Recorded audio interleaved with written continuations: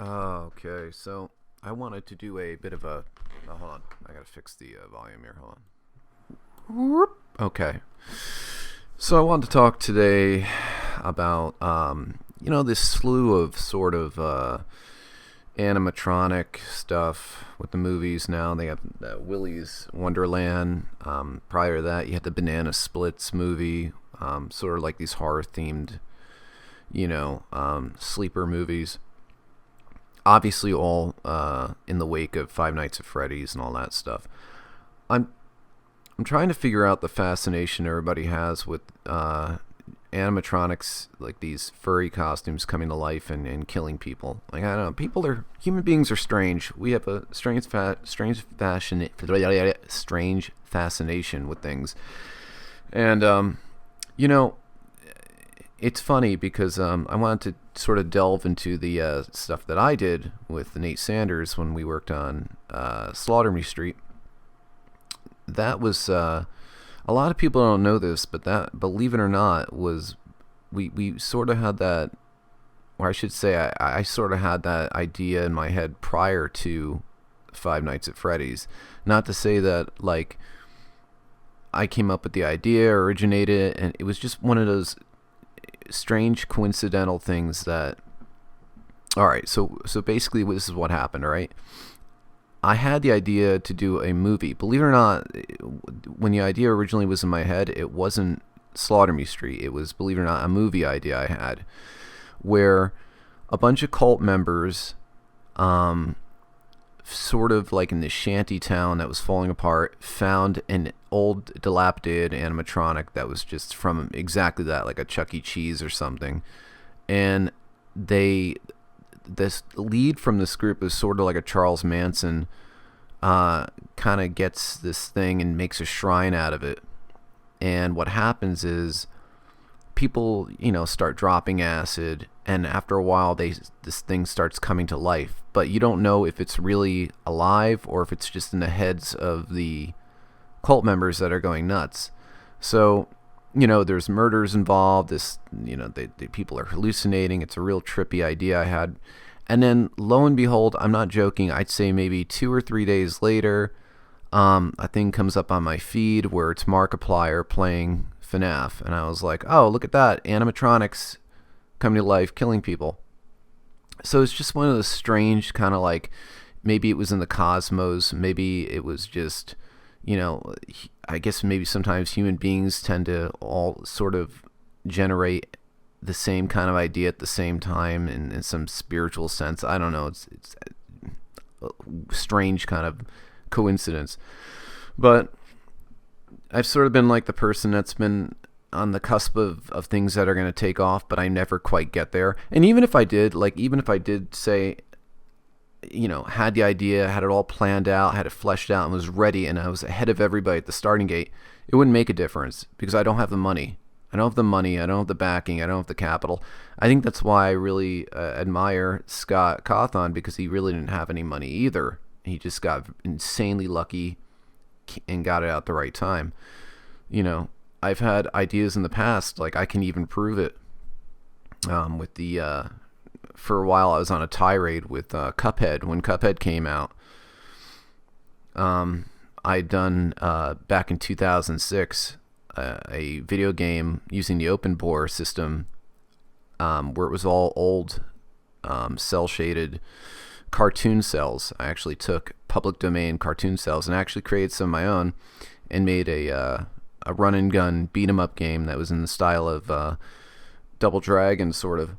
But that ended up going nowhere because I had no financial backing. I had no money. It was open bore, which was a underground, still at the time, sort of an underground, program thing for gamers. And it's frustrating to see things become popular sometimes. I mean, you're sort of excited but angry at the same time because it's something you always wanted and you're seeing it happen. So you're like, yay, this is really cool. But at the same time, you're like, oh, this is something I came up with, but I'm not going to get any credit for it at all. And you don't know if like these things that you produce and you make and you put out there for free sometimes, if somebody out in the ether is seeing that and they're like, whoa, and then they're running with that idea, and they have the experience and the backing and the money, or they have the right connections, and they take that idea and go, you don't know, like, you just don't know. So who knows if maybe somebody at the time was a fan on the open board message board that saw the thing I did and then just said, hey, let's come up with a game called Cuphead. And if that's the case, you know, I guess it's pretty cool. It's frustrating. It is. But that's the way it goes, I guess. But anyway, getting back to this, I don't really know the sort of hype. I mean, Fnaf was fun. I love Fnaf VR. I love it. I absolutely love it. I have so much fun playing that. But I mean, like, I don't know, Fnaf 3 I got kind of tired of it by at that point.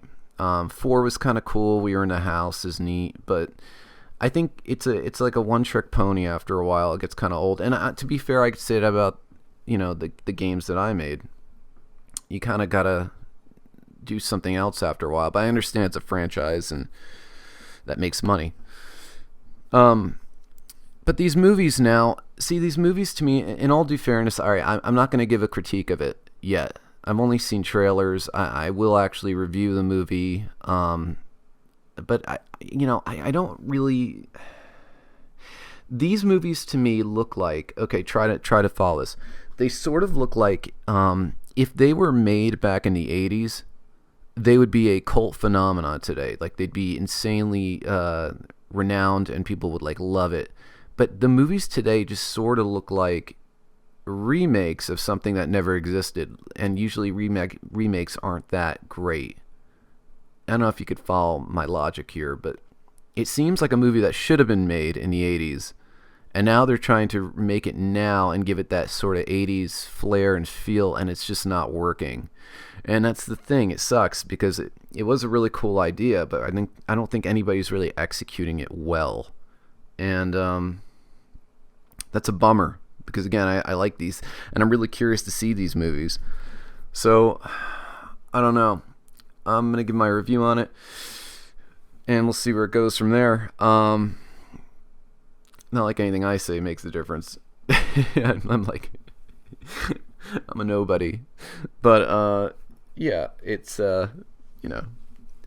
So everybody's claiming now they want a new Slaughter Me Street, and I've been hearing it. I hear it all the time.